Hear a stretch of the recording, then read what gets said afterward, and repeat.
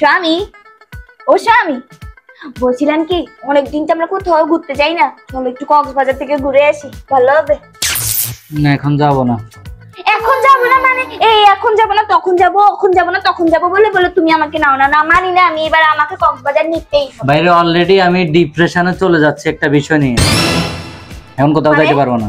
মানে তুমি তুমি আমাকে ছেড়ে ডিপ্রেশনে যাইতেছো? এটা কোনো কথা?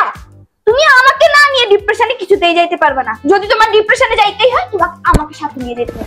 আরে বাবা এটা ঘুরে না যাও না, আমি তোমারে কেমনে বুঝাই তোমার ডিপ্রেশনে আমাকে বুঝাইতে হবে না, ওকে আমাকে বুঝাইতে হবে না। তুমি বন্ধু বান্ধব নিয়ে যাবা, আমি আমার আমার নিলে তো তোমার খরচটা বেশি হবে, তাই আমার নিতে চাইতেছো না। অত কিছু আমি বুঝি না।